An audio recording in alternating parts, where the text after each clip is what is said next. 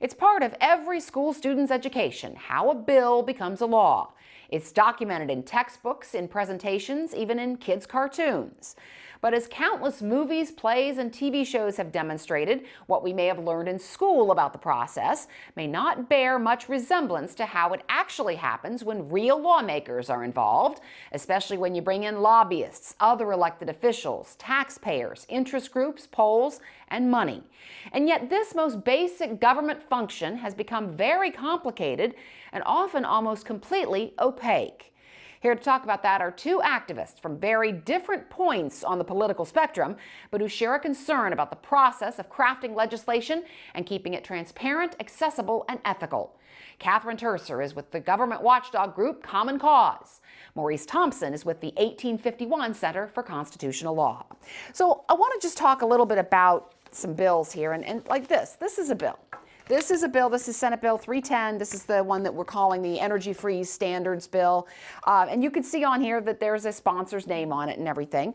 But this is a follow-up to a bill that Senator Bill Seitz had sponsored earlier last year. And a lot of questions about this bill and the other one come from, where did the bill actually originate? You know, the other bill, First Energy, the electric utility, was tied to that. There's no First Energy in this bill. There was no First Energy in last bill. So let me ask you, Catherine, let me start with you.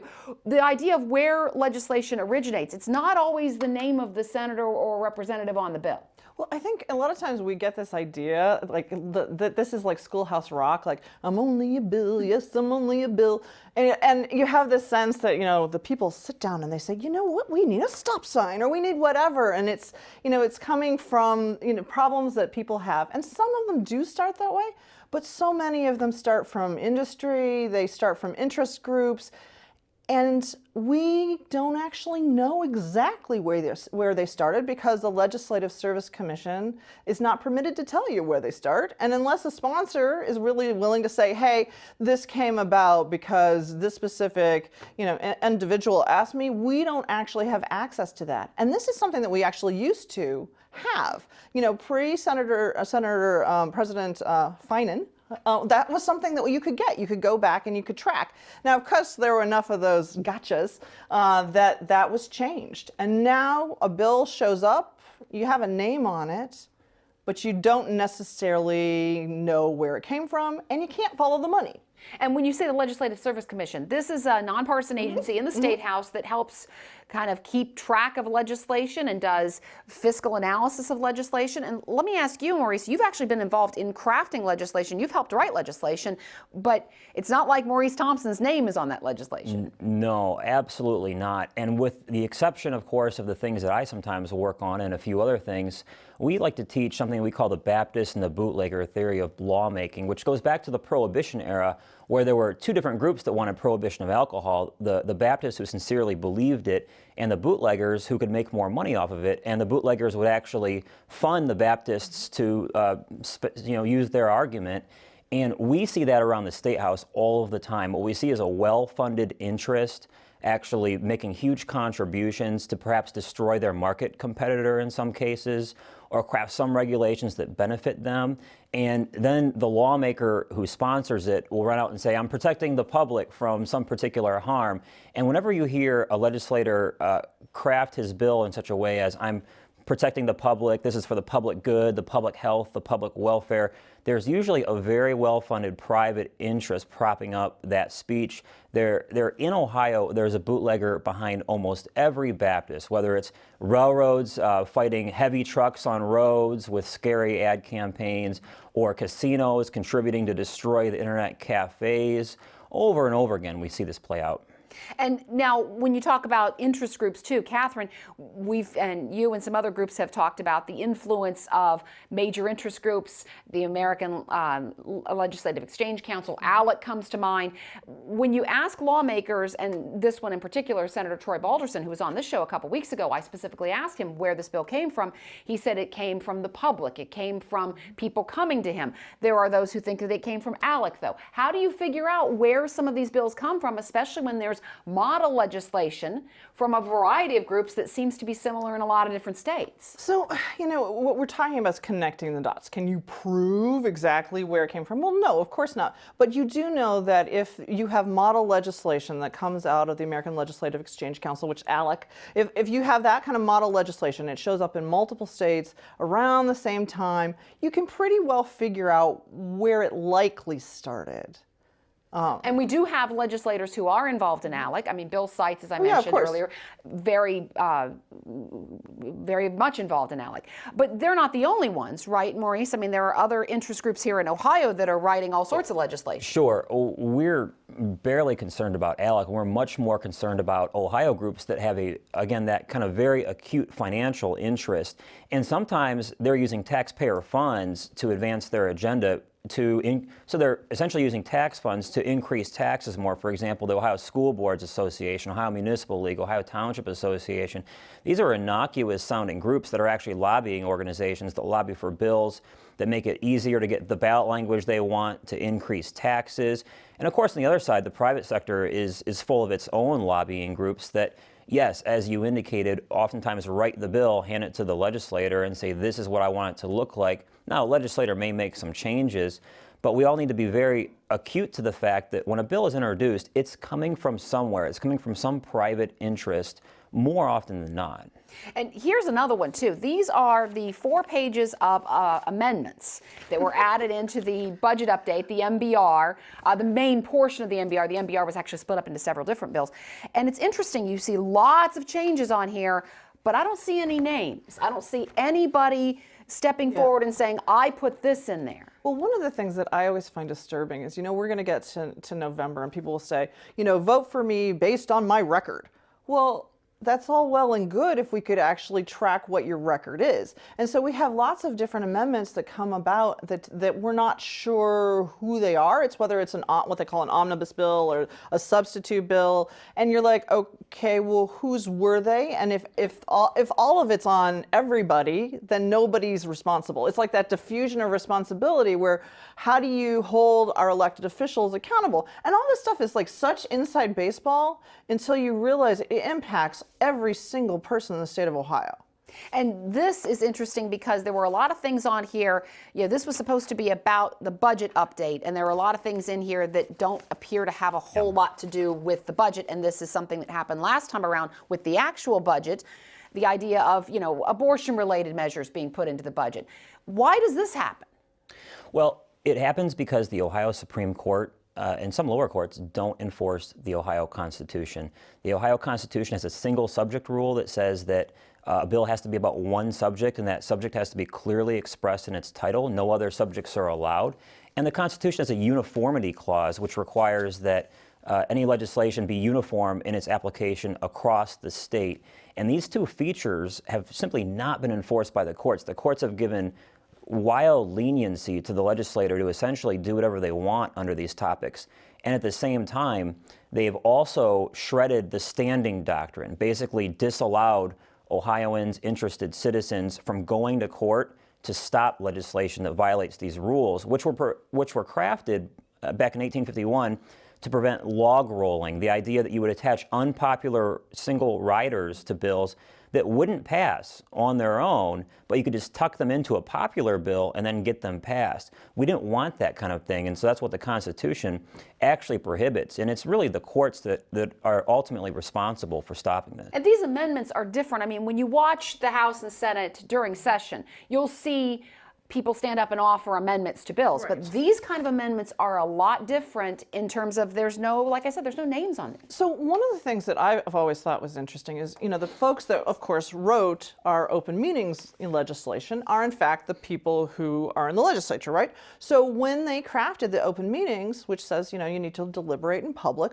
they left themselves out so that they are able to go behind closed door into what they call caucuses. The Republicans hang out with the Republicans, the Democrats hang out with the Democrats, and they can have conversations out of the public eye about these kind of amendments. And they can say, yeah, that works for me. What about this? We should change that. But we are not seeing that deliberation. So we're not understanding what the heck that's about. And it's 2014, And you think, we have all of these amazing tools, you know, the internet, just we have all of these amazing tools so that we could better understand and participate, you know, all over. You could be in Cuyahoga County and you could watch this. You could be in Lucas County and you could watch and try to better understand if they had the debate actually in public. And I actually think you would have a more interesting exchange, because if you put the Dems and the Rs together, they would be having a conversation between and among themselves, and so that you wouldn't be quite so polarized. You would be, you know, and you, if you say something in public, it's, yeah, I mean, you know, there's only, you know, there's a point where you're like, oh, I really shouldn't say this in public. If I really think this, I need to actually have a good reason for it. So it really holds, you know, that whole spotlight, you know, it's really important. Well, and we try to hold the spotlight as members of the media to try to ask lawmakers when they come out of these sessions, okay, who is responsible for this individual thing that was thrown in there? And a lot of times we get the answer of, oh, I don't know where that came from. That came from the caucus. That came from these vague sources. But what's interesting to me here now is we're starting to see some lawmakers even address this. We've heard Democrats complain for a while about how they feel that they are not in the process. They're in the minority. There's some of this is to be expected. But even during the MBR debate, Terry Boose, a Republican from Norwalk, stood up and said he felt like the process was rushed and confusing, and that the lawmakers on the Finance Committee weren't getting the time to vet things. Well, they did this thing where they changed a campaign finance provision, and whether you agree with this or you don't agree with this, you know, you had Ron Amstutz basically saying, so I don't know where the amendment came from. And he's the House Finance Committee chair, it should be said. I don't know where the amendment came from. And not only do I not know where the amendment came from, I don't really understand, I don't really know a lot about it. And I'm like, well, wait, okay, so did you read it? And whose is it? And like, you know, it just, there's that point where you think, okay, so things have to get done legislatively, but slow the train down so that folks actually read things. Well, it's quite possible that Representative Amstutz was being entirely sincere when he said that. Well, I actually think he was. They will tell you over there that there's leadership and then there's leadership, and the top 2 or 3 people, and this may be true whether we're talking Republicans, Democrats now or in the past, you know, the top 2 or 3 people are in the know on all of the bills and decide what's going to be passed, what's not. They're going to confer with the governor, confer with the key lobbyists, who unfortunately are the ones that make the biggest contributions to something like the Ohio Republican Organizational Committee, which funds all of the representative campaigns. And that's how the tone is set. Now, in these caucus meetings, there's often some pushback and open discussion. But it's true that the legislators often don't know what leadership is doing or why they're doing it, but they're told to go along. And if they don't go along, their campaign for re-election won't be funded by OROC, and they might be on the outside looking in. And it should be said that this has happened. I've talked to Republicans and Democrats who have said that this has been going on for quite a while. This is not new because of Republican leadership. This happened under Democratic leadership as well. Maurice, I want to ask you, too, about something that you were involved in, the whole Medicaid expansion issue. It was interesting that that did not go to the legislature. It went to the Controlling Board, which is a group of 6 lawmakers, 4 from the House, 2 from the Senate. And, you know, at some point, there were those who felt like lawmakers, all of them, should be able to weigh in on Medicaid expansion, but actually only those 6 lawmakers got a chance to do that. Right. The Ohio Constitution says that legislators are supposed to make major policy. That's just easy black letter law that we can all understand, that administrators and bureaucrats are not supposed to make major policy. We all agree Medicaid expansion was a major policy. So what we saw in the legislature throughout almost all of 2013 was a political theater where Republican leadership was trying to protect their members from having to take a vote on the issue because that might subject them to a contentious primary back in their district. So let's obscure the playing field and have nobody take a vote. And what we argued to the court there was that that completely shreds political accountability. When you pass the buck to a 6-person board, you have no idea what your legislator's actual position was on the issue. And he can go home to the district and say, my position was X. In reality, he may have voted Y if he was forced to vote, but we just don't know when a vote's not even taken. So we're seeing this increasingly across other areas as well. Any contentious issues, we're seeing the legislature trying to farm it out to bureaucracies to make these tough decisions and absolve themselves from responsibility, just kind of to maintain the status quo. Or not even bringing some legislation to the floor at all. Sure. I should mention the Ohio Supreme Court actually did not side with you in that Right. Medicaid expansion lawsuit, so Medicaid expansion did go forward. But let's conclude this a little bit, Catherine, with the idea of what can be done here. I mean, again, this has been going on for a long time. What can be done? The usual answers are things like campaign finance reform and redistricting reform. So I think, we need to look at the big structural questions. And so big structural questions include, let's address gerrymandering. Should we in fact have these crazy district lines that set it so that basically all you have to do at the district lines is look at the political index and pretty much the game is done before it even began.